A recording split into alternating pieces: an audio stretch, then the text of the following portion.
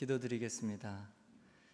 우리의 소망이 되시는 주님 감사드립니다. 어디로 가야 할지 또 무엇을 해야 할지 우리는 다 알고 가는 길이 아니지만 우리 하나님께서 인도하고 계시고 우리의 삶을 붙들고 계시기에 그 하나님을 신뢰하는 믿음으로 오늘도 담대히 나아가는 주의 자녀들 되게 하여 주옵소서. 주님을 붙잡아도 때로는 흔들리기도 하겠지만 우리를 붙잡으신 주님의 손이 강하기에 흔들릴지언정 표류하지 않고 방황하지 않는 주의 거룩한 자녀들의 삶 되게 하여 주옵소서. 하나님께서 우리를 붙드시기에 오늘도 소망 가운데 주의 말씀을 듣습니다. 우리에게 부활의 소망 되시는 주님의 말씀을 들려주시고 주님으로 인하여 새 힘을 얻는 복된 날 되게 하여 주옵소서.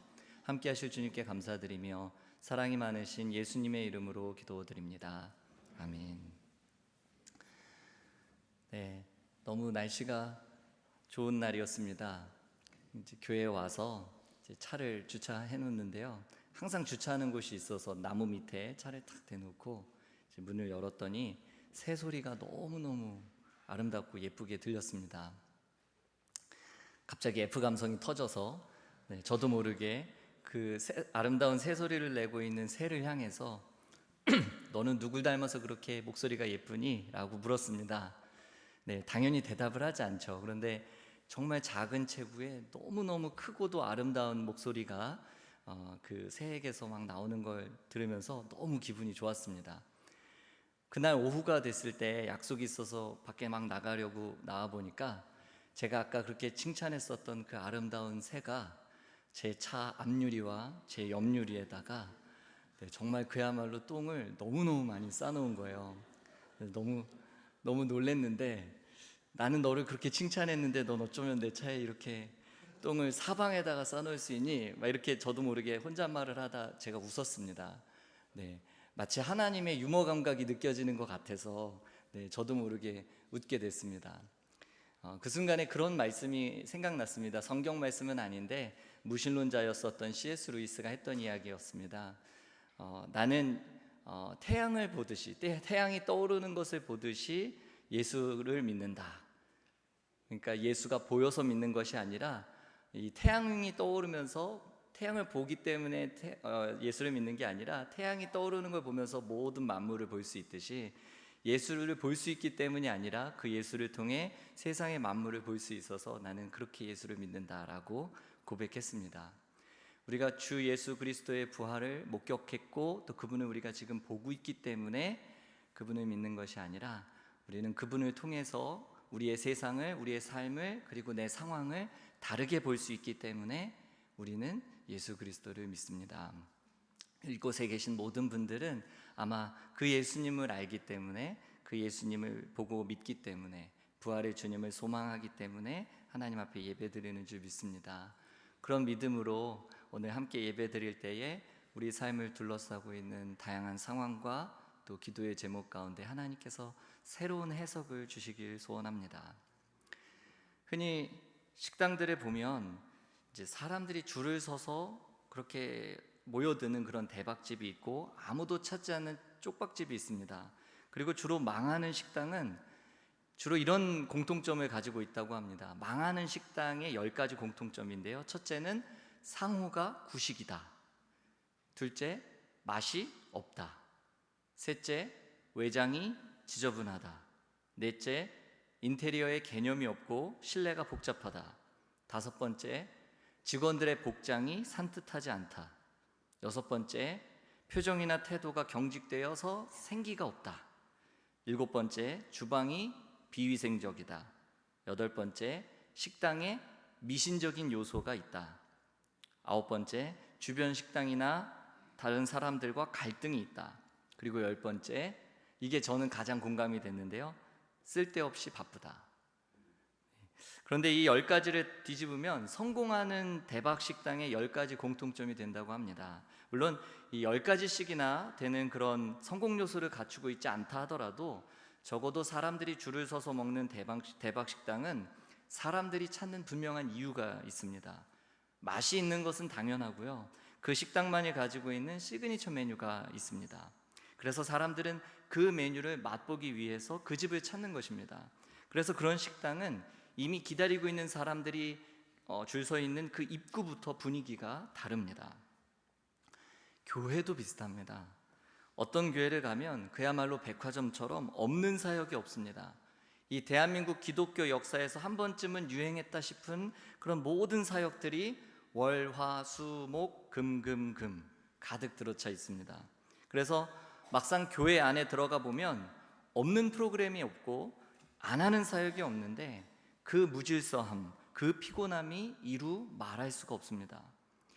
예수 그리스도를 따르는 제자 공동체라고는 하는데 성도들의 얼굴에는 생기가 없이 표정은 너무나 지쳐 있고, 담임 목사부터 부교역자 그리고 리더급에 있는 성도들 얼굴에는 예배의 기쁨이나 감격이 사라진 지 이미 오래입니다. 그 교회만이 할 수 있는 일, 그 교회가 하려는 것이 도대체 무엇인지 담임 목사도 모르고 부교역자도 모릅니다. 메뉴가 부족한가 싶어서 새로운 메뉴만 계속 찍어대듯이 여기저기서 새로운 사역을 가져와서 365일 쉬지 않고 돌려댑니다.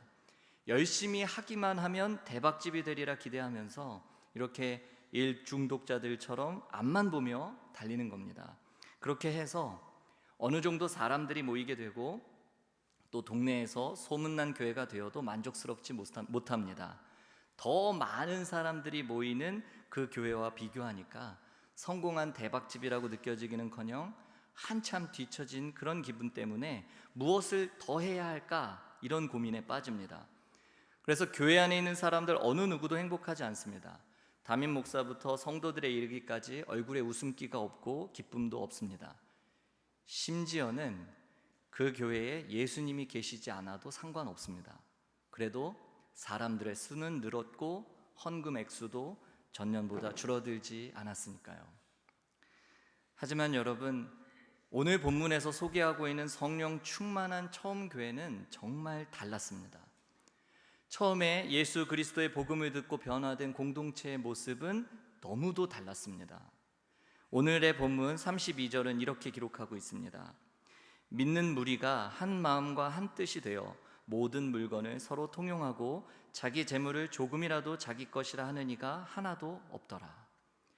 이게 얼마나 매력적이고 아름다운 모습이었는지 교회 역사를 돌아보면 수도원 교회, 가정교회, 공동체 생활 등등 이러한 처음 교회의 모습을 재현해 보려는 다양한 시도와 노력들이 있었습니다. 그렇다면 어째서 오늘 우리가 읽은 이 사도행전의 저자는 믿는 무리가 한 마음과 한 뜻이 되어 물건을 서로 통용할 뿐만 아니라 자기 재물에 대한 소유권을 아무도 주장하지 않았다라는 이 사실을 마치 참된 그리스도인의 표지인 것처럼, 마치 이 사람이 정말 그리스도인이 되었다라는 증거인 것처럼 기록하고 있을까요? 도대체 소유권을 주장하는 것과 그리스도인이 되는 것 사이에 무슨 연관성이 있는 걸까요? 자신의 것을 함께 통용하는 것과 구원 사이에 도대체 무슨 관련이 있습니까? 하나님을 떠난 이 세상의 가장 두드러진 특징은 자기 중심성이고, 그것을 구현하는 대표적인 방식이 바로 소유지향적인 삶입니다. 소유지향적인 삶을 위해서 만든 존재 방식이 바로 경계와 담을 쌓아서 만든 카르텔이고, 다른 한편으로는 배제와 차별과 혐오와 낙인입니다.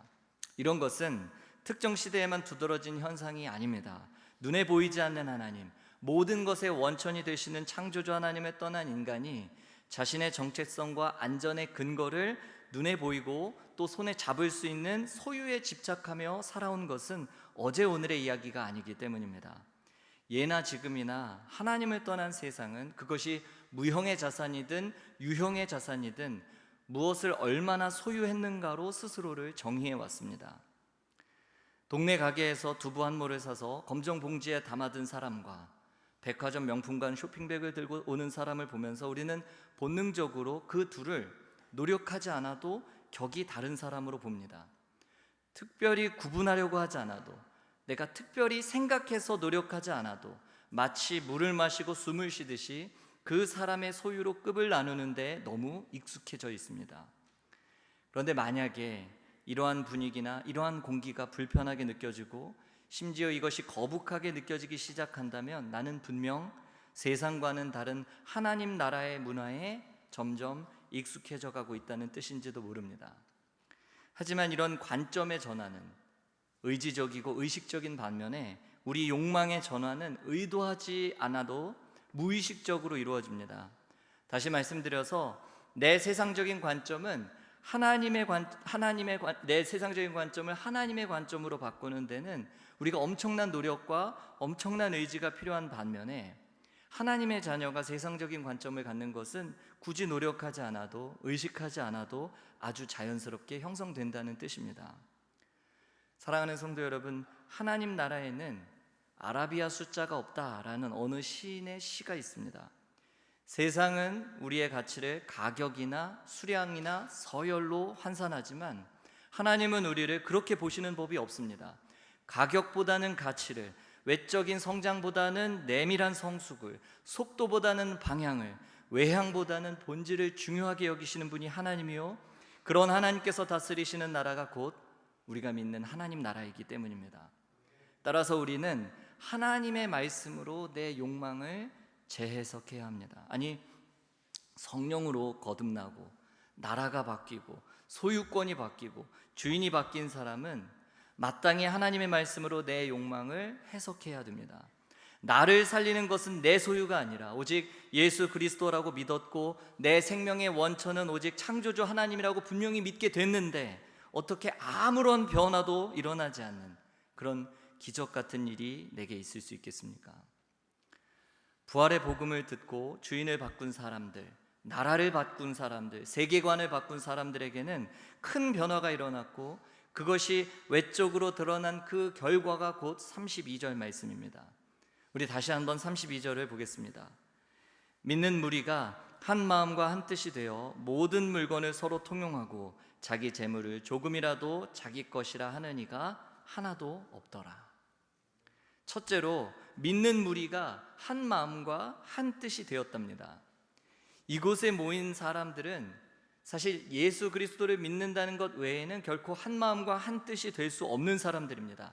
사는 지역이 달랐고 사회적 출신이 달랐습니다. 자라난 환경만큼이나 가지고 있는 가치관과 생각과 신앙의 수준마저 달랐습니다. 그러나 말씀 앞에서 성령의 역사로 하나가 되었습니다. 물론 한 마음과 한 뜻이 되었다는 것을 두고서 교회 안에서 모든 의견이 매번 만장일치가 되어야 한다, 그런 뜻은 아닙니다. 이것은 태도의 문제이고 방향의 문제입니다. 이제는 목표가 달라졌고, 그렇지만 하나의 목표를 가지고 이 사람들이 모였고 우선순위가 같아졌다는 그런 뜻이기 때문입니다. 자기 영광과 자기 필요를 내세우던 사람들이 하나님 나라와 그분의 의를 본질적으로 함께 추구하는 그런 사람들이 되었습니다. 둘째로, 모든 물건을 서로 통용했고 자기 재물을 조금이라도 자기 것이라고 주장하는 일도 없었답니다. 여러분, 소유를 공유하는 것은 곧 자기 자신을 공유한다는 뜻입니다. 성도들은 개인의 물건뿐만 아니라 자신의 시간과 힘마저도 사유재산이 아니라 공적인 재산으로 여겼습니다. 그렇다고 자신의 사유재산을 다 포기하고 마치 공산주의처럼 운용했다, 그런 뜻은 전혀 아닙니다. 사도행전을 읽어보시면 높은 비율은 아니지만 여전히 교인들 가운데는 사유재산을 가지고 있었고 각자 집에서 떡을 떼며 모이기에 힘썼다라는 그 기록을 보았을 때 어떤 사람들은 자기 소유의 집도 있었습니다. 다만 교회가 필요할 때마다 자기 형편에 따라서 그리고 공동체의 필요에 따라서 자신의 것을 힘써서 나누었던 것입니다. 요즘 가족끼리도 재산 상속을 두고 다투는 세상인데, 타인을 위해서 자기 재산을 함께 나누는 일은 초기 교회 공동체 위에 일어난 놀라운 변화를 가장 극적으로 보여주는 사건입니다. 계속해서 처음 교회 공동체의 모습을 누가는 다음과 같이 기록하고 있습니다. 33절 말씀입니다. 사도들이 큰 권능으로 주 예수의 부활을 증언하니 무리가 큰 은혜를 받아. 교회 안에 모여든 무리가 큰 은혜를 받았습니다. 그리고 그 사람들이 큰 은혜를 받았던 이유는 사도들이 큰 권능으로 주 예수의 부활을 증언했기 때문입니다. 여러분, 오늘의 말씀대로라면 사도들은 큰 권능으로 주 예수의 부활을 증언했고 그로 인해서 사람들은 큰 은혜를 받았습니다. 그렇다면 사도들에게서 나타난 큰 권능이란 과연 무엇이었을까요? 무슨 큰 권능으로 주 예수의 부활을 증언했던 것일까요? 죽은 사람을 살리기라도 했던 것일까요? 예수님처럼 제자들이 오병이어의 기적이라도 일으켰던 것일까요? 사도들의 말이 유창했기 때문일까요? 아니면 요즘 소위 잘나가는 스타 목사님들처럼 감동적인 설교와 배꼽 빠지도록 웃기는 그 이야기들을 적절하게 잘 배합해서 그렇게 전했기 때문일까요? 아마도 아닐 겁니다. 사도들은 오로지 주 예수의 부활을 증언했고, 그들이 증언하는 부활이 실제로 사도들의 삶에서 보이고 느껴질 만큼 분명했기 때문에 생겨난 권능이었습니다. 그리고 사도들이 큰 권능으로 주 예수의 부활을 증언할 수 있었던 이유는 그들이 정말 부활을 믿는 사람들처럼 그 부활의 능력 안에서 살고 있었던 것입니다. 말로만 부활을 전하는 그런 가르침이 아니라 개인과 공동체 안에서 사도들의 가치관과 사는 방식을 지켜보고 있으니까 그들이 마치 부활의 능력을 믿는 사람다웠고, 그래서 그들이 부러웠고 그들의 삶을 담고 싶었습니다. 그로 인해서 사람들이 큰 은혜를 받아서 그들 가운데 어떤 일이 일어났는지 34절과 35절은 다음과 같이 기록하고 있습니다. 그 중에 가난한 사람이 없으니 이는 밭과 집 있는 자는 팔아 그 판 것의 값을 가져다가 사도들의 발 앞에 두매 그들이 각 사람의 필요를 따라 나누어 줌이라. 첫째로 그 중에 가난한 사람이 없었다고 이야기합니다. 물론 이 세상에서 가난 자체가 완전히 사라지는 일은 없었습니다. 예수님이 계셨던 시대에도 세상에는 가난한 사람들이 참 많았습니다. 따라서 문자적으로 가난한 사람이 없어졌다 이런 뜻이 아니라 생존의 위협을 받을 만큼, 교회 안에 생존의 위협을 받을 만큼 가난에 방치된 사람이 없었다는 뜻입니다. 처음 교회 공동체 안에서는 아무도 먹고 사는 문제 때문에 죽음의 문턱을 넘나드는 사람이 없었다는 의미입니다. 둘째로 밭과 집을 팔아서 각 사람의 필요를 따라 나누게 했습니다. 물론 자신이 가진 전부를 다 내다 팔았다는 그런 뜻은 아닙니다. 또한 교회에 있는 모든 성도들이 다 그렇게 했던 것도 아닙니다. 당시에는 이처럼 밭을 가진 사람은 전 인구, 그러니까 기독교인은 포함시키지 않고 전 인구 모든 사람들 가운데 약 10%에 불과했습니다. 극소수였습니다. 그런데 큰 은혜를 받은 성도들 중에 일부가 가난한 성도들을 구제하기 위해서 자기 밭과 자기 집을 팔았던 것입니다. 그랬더니 그 중에 가난한 사람이 없었다고 오늘 본문은 기록하고 있습니다. 셋째로 그렇게 드려진 재물의 분배는 재산을 팔아서 내놓은 헌금했던 당사자들이 아니라 사도들이 분배를 했습니다. 왜 그랬을까요? 의도하지는 않았더라도 공동체 안에서 도움을 받은 사람과 베푼 사람이 드러나게 되면 아무래도 서로의 관계가 불평등해지기 쉽습니다. A라는 사람이 B라는 사람에게 자신의 재물을 팔아서 재정적인 도움을 줬다고 가정해 보겠습니다. 그러면 아무리 그런 의도가 없다 하더라도 A와 B 사이에는 불평등한 관계가 형성될 수 있습니다. 당시 그리스 로마 사회에서는 은혜를 베풀거나 도움을 주는 경우에 명예와 특권과 사회적인 신분을 보상으로 받는 문화가 있었기 때문에 초대교회는 이러한 문제가 발생하지 않도록 이 분배의 책임을 일부러 사도들에게 전적으로 맡겼습니다. 어떤 사람이 자신의 재물을 팔아서 필요한 사람에게 나눠주라고 교회에 헌금을 했습니다. 누가 누구에게 도움을 줬는지 교회 공동체는 아무도 모르게 사도들이 담당해서 그 일을 감당했던 것이죠. 돕는 사람은 도움을 받는 사람 앞에서 우월해지지 않고, 도움을 받는 사람은 도움을 준 사람 앞에서 비굴해지거나 마음이 위축되지 않도록 제도적인 안전장치를 미리 마련해 두었던 것입니다. 마지막으로 사도들은 그렇게 드려진 재물을 각 사람의 필요를 따라서 나누어 주었습니다. 다시 말해서 각 사람이 원하는 대로 나누어 준 것이 아니라 필요를 따라 나누어 주었습니다. 만일 원하는 대로 다 나누어 주었다면 모든 성도들이 전 재산을 다 팔아서 나누어도 늘 부족했을 것입니다. 따라서 사도들은 더 많이 필요한 사람은 더 많이 주고 더 적게 필요한 사람은 더 적게 주었습니다. 게다가 성도들은 그 필요성을 판단하는 것조차도 전적으로 사도들에게 맡겼습니다. 그랬더니 그로 인해서 하나님은 그 가운데 가난한 사람이 없게 하셨습니다. 사랑하는 성도 여러분, 주 예수 그리스도의 부활의 복음이 큰 권능으로 선포되는 것을 듣고 또 예루살렘의 성도들이 큰 은혜를 받았습니다. 그렇게 가진 것도 별로 없는 사람들이 받은 은혜가 너무 커서 더 가난한 사람들을 위해 써달라고 사도들의 발 앞에 헌금을 드렸습니다. 이처럼 교회는 본래 비움과 나눔의 공동체입니다. 사도들이 박해를 두려워하지 않고 담대히 부활의 복음을 믿었고 전했고 살아냈더니 세상을 두려워하지 않고 가난을 무서워하지 않는 성도들이 생겨났습니다. 큰 권능으로 전하는 말씀에 큰 은혜를 받고 자신의 재산을 선뜻 내놓는 놀라운 공동체가 탄생했습니다. 더는 가난 때문에 안식을 누리지 못하는 성도나 샬롬을 누리지 못하는 성도가 없도록 이 성령 충만한 교회는 나눔과 비움과 내어줌의 공동체가 되었습니다.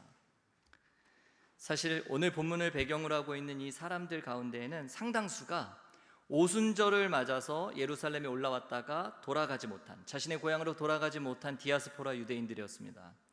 사도행전 2장을 보면 바데인, 메데인, 엘라민, 메소포타미아, 갑바도기아, 본도, 아시아, 부르기아, 또 밤빌리아, 로마에서 온 나그네들까지 각지에서 올라온 이방 땅의 이 유대인들이 오순절에 이 성령을 경험한 뒤에 고향으로 돌아가지 않고 예루살렘에 남아 있었던 것입니다. 그곳에서 성령의 역사를 경험하고 이 교회의 일원이 되기는 했지만 낯선 도시에서 불안한 신분으로 머물다 보니까 취약한 경제적인 기반까지 어느 하나 쉬운 것이 없었습니다. 그렇게 쉽지 않은 삶이 바로 이 처음 교회 공동체의 현실이었습니다. 그런데 바로 그런 사람들이 32절의 말씀을 살아냈던 것입니다. 믿는 무리가 한 마음과 한 뜻이 되어서 모든 물건을 서로 통용하고 자기 재물을 조금이라도 자기 것이라 하는 이가 하나도 없더라. 사랑하는 성도 여러분, 어쩌면 이 본문은 우리와 멀지 않은, 우리에게 멀리 있지 않은 이야기라는 생각이 듭니다. 우리의 현실과 가장 비슷한 사람들의 이야기인지도 모르겠습니다. 우리 역시 각자 나름의 이유와 목적을 가지고 이곳 샴페인에 정착했고 같은 공간 안에서 우리가 예배를 드리고는 있지만 그것 빼고는 연령도 다르고 체류 신분도 다르고 전공도 다르고 경제적인 상황과 각자 삶의 자리까지도 모든 것이 다 다른 사람들입니다. 한 마음과 한 뜻이 되기에는 본질적으로 구조적으로 불가능한 사람들입니다.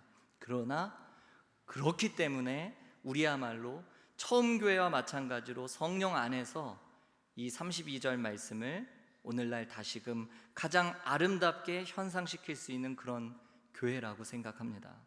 우리야말로 같은 믿음 안에서 한 마음과 한 뜻이 될 수 있고 같은 믿음 안에서 주님께서 주신 물질과 시간과 은혜를 내 것이라고 주장하지 않고 서로를 위해서 아낌없이 통용할 수 있는 그런 사람들입니다. 바라기는 처음 교회 공동체와 같은 성령의 역사를 함께 써내려가는 여러분과 제가 될 수 있기를 원합니다. 우선은 제가 바로 그런 목회자가 되어야 하겠고요, 우리 샴페인 어바나 한인교회가 바로 이러한 성령 충만한 교회 되기를 간절히 소원합니다. 말씀을 맺겠습니다. 성령 충만했던 처음 교회의 그 교인들이 자신들의 재물을 어떻게 인식하고 있었는지 보여주는 재미있는 표현이 있습니다. 사도행전 4장 34절과 35절은 이렇게 기록합니다. 그 중에 가난한 사람이 없으니 이는 밭과 집 있는 자는 팔아 그 판 것의 값을 가져다가 사도들의 발 앞에 두매 그들이 각 사람의 필요를 따라 나누어 줌이라. 이 35절 말씀에 의하면 처음 교회의 성령 충만한 성도들은 자신들의 재물을 주님의 이름으로 교회에 바치면서 그것을 사도들의 발 앞에다가 가져다 두었습니다. 재물은 인간이 탐하는 세상의 모든 것을 통칭하는 표현입니다. 그런데 당시의 사도들과 초대 교인들은 그것이 있어야 할 위치가 인간의 발 아래, 인간의 발치라고 여겼습니다. 그래서 재물을 사도들의 발 앞에다가 가져다 두었습니다.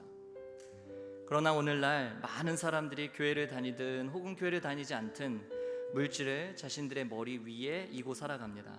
그리고 물질이 일단 사람의 머리 위에 자리를 잡게 되면 반드시 그 물질의 지배 아래에 놓이게 됩니다.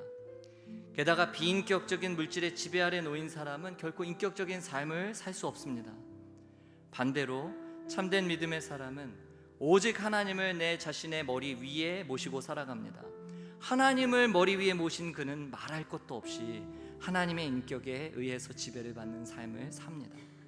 따라서 지금 내 머리 위에 무엇을 두고 사느냐, 내 머리 위에 누가 있느냐, 그의 주인이 누구냐에 따라서 둘은 완전히 다른 삶을 살게 됩니다. 여러분, 사도들의 주머니 속에 동전 한 입이 있다고 가정해 보겠습니다. 그리고 로마 황제의 수중에도 똑같은 동전이 있다고 가정하겠습니다. 이때 사도들의 주머니 속에 있는 동전과 로마 황제의 수중에 있는 동전은 같은 모양, 같은 재질, 같은 함량이지만 그 가치와 의미는 전혀 다릅니다. 한 사람은 물질 아래에서 물질을 주인으로 섬기는 물질의 노예이고, 또 한 사람은 물질 위에서 물질을 도구로 부릴 줄 아는 물질의 주인이기 때문에 이들이 동시대에 살아도 그 삶의 의미와 가치는 결코 같을 수 없습니다. 한 10년 정도 됐는데요, 한국에서 부목사로 사역할 때 정말 매서운 한파로 이 대한민국이 시베리아보다 더 춥다고 할 정도로 추운 겨울을 보낸 적이 있습니다. 뭐 일주일 정도 추운 거는 버틸 수 있죠. 그런데 그렇게 추운 날씨가 거의 한 달 정도 지속된 적이 있습니다. 모두가 다 고생스럽지만 사실 경제적으로 어려운 이들에게 겨울은 더 춥고 여름은 더 추운 법입니다. 제가 맡은 교구는 아니었었지만 당시에 이제 폐지를 주어서 생활하시는 연세 많은 집사님 한 분 계셨는데, 그렇게 추운 날씨에도 나와서 하루 종일 폐지를 줍는 모습을 보면서 인간적으로 너무 걱정이 됐습니다. 혹시나 길에서 쓰러지는 건 아닌지 염려가 될 만큼 그토록 추운 날들이 거의 한 달 내내 계속됐습니다. 하루는 평일 낮에 불이 다 꺼져 있는 그 예배당에서 기도 소리가 들려서 이제 올라가 보니까 이 중앙 통로에 누군가가 무릎을 꿇고 정말 간절히 울면서 기도하고 계셨는데 바로 그 집사님이셨습니다. 그날도 길거리에 다니는 사람이 한 명도 없을 정도로 그렇게 추운 날이었는데, 폐지를 줍다가 교회 앞에 수레를 세워놓고 이제 예배당에 들어와서 기도하시는 집사님을 제가 우연히 보게 된 겁니다. 그 모습을 보고 있으니까 안타까운 마음에 저도 이제 예배당 뒤에서 조용히 앉아서 함께 기도했습니다. 사실 기도라기보다는 하소연에 가까웠습니다. 폐지를 줍는 집사님을 너무 힘들게 하는 이 혹독한 추위가 야속했고, 고아의 아버지시고 또 과부의 재판장이라고 말씀하셨던 하나님께도 너무 서운한 마음이 들었습니다. 그러던 어느 날에 아내가 어린이집에서 큰 아이를 이제 픽업해서 데리고 오다가, 저희 첫째 아이를 데리고 오다가 우연히 그 교회 앞에서 그 집사님 보고 인사를 드렸더니 이제 아이가 너무 예쁘다고 과자 사 먹으라고 1,000원을 아이에게 줬다는 거예요. 지금은 어떤지 모르겠지만 당시에 폐지 1kg을 모으면 40원이었거든요. 100kg을 모아야 4,000원 벌 수 있었습니다. 하루 종일 모아도 100kg 모으기가 얼마나 힘든데, 그래서 그 추운 날씨에도 하루도 쉬지 않고 종일 폐지를 주셨던 분이 어쩌자고 아이한테 그 돈을 주셨는지 감사한 마음이 들기보다는 안타까움에 눈물이 났습니다. 그래서 아이가 받아들고 온 그 1,000원을 받아서 제가 성경책 사이에다 끼워놓고 간절히 기도했습니다. 하나님, 도대체 뭘 말씀하시려는 겁니까? 제가 뭘 배우기를 원합니까? 여러분, 우리가 사는 세상에서는, 특별히 우리가 사는 세상의 돈의 가치는 그것으로 무엇을 소유할 수 있느냐에 따라서 책정이 되지만, 하나님 나라에서 돈의 가치는 그것으로 무엇을 했느냐에 따라서 가치가 결정됩니다. 이 땅에서는 그 돈으로 얼마나 비싼 것을 살 수 있느냐에 따라서 돈의 가치가 정해지지만, 하나님 나라에서는 돈을 어떻게 썼느냐에 따라서 돈의 가치가 결정된다는 뜻입니다. 저는 그날에 제 인생에서 가장 무겁고 가장 가치 있는 1,000원을 경험했습니다. 그 혹독한 추위 속에서 하루 종일 모은 돈을 선뜻 나누어 줄 수 있는 그 상상할 수 없는 믿음의 부요함이 그 집사님께는 있었고 목사인 저에게는 없다는 걸 하나님이 알게 해주셨거든요. 돈의 많고 적음의 문제가 아니었습니다. 부잣집 창고에 인심난다고 세상에서는 많이 가져야 많이 나눌 수 있다는 논리가 팽배하지만 하나님 나라에서는 오히려 믿음이 부유한 자가 나눌 수 있다는 걸 그날 깨닫게 해주셨습니다. 우리 이 시간에 함께 찬양할 때 부활의 큰 능력으로 우리를 충만하게 하셔서 내게 주신 물질과 시간과 능력을 도구로 부릴 줄 아는 사람들 되게 해 주옵소서. 절대로 가난을 무서워하지 않는 담대한 믿음의 공동체가 되게 해 주옵소서. 우리가 부활의 주님을 알고 믿기 때문에 오늘도 세상과는 확연히 다른 하나님 나라를 사는 그리스도인이 되게 해 주옵소서. 그렇게 함께 기도하는 마음으로 이 찬양을 드리도록 하겠습니다.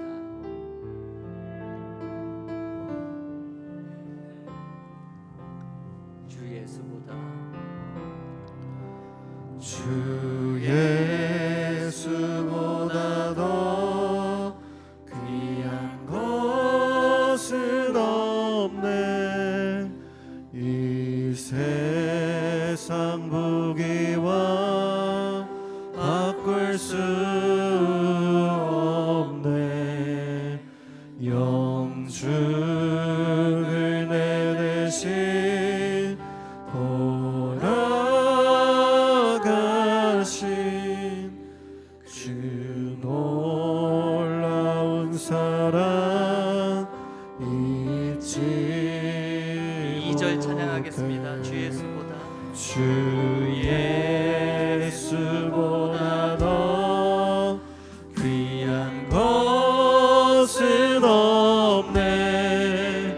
이 세상 명예와 바꿀 수 없네. 이전에 즐기던 세상 일도 주 사랑하는 맘 뺏지 못해. 세상 즐거움 세상 즐거움 다 버리고 세상 자랑 다 버렸네. 주 예수보다 더 귀한 것은 없네. 예수밖에는 없네. 주 예수보다 더 귀한 것은 없네. 주 예수보다 더 귀한 것은 없네. 이 세상 행복과 바꿀 수 없네. 유혹과 핍박이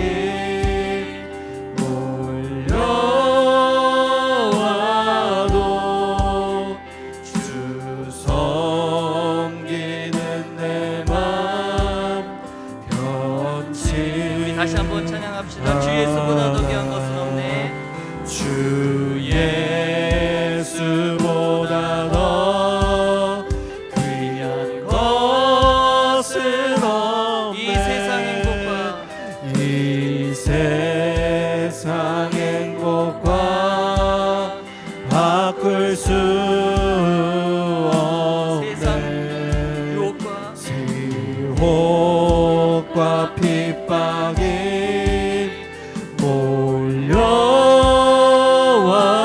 몰려와도 주 섬기는 내 맘 변치 않아. 세상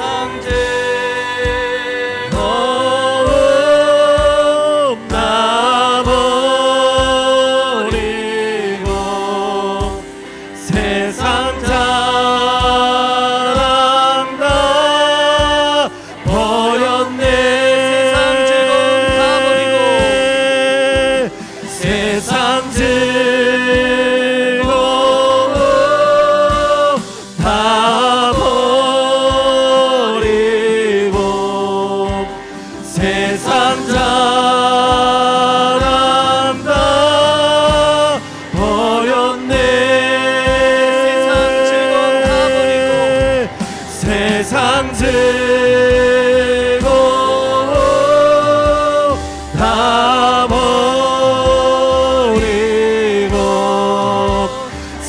세상 자랑다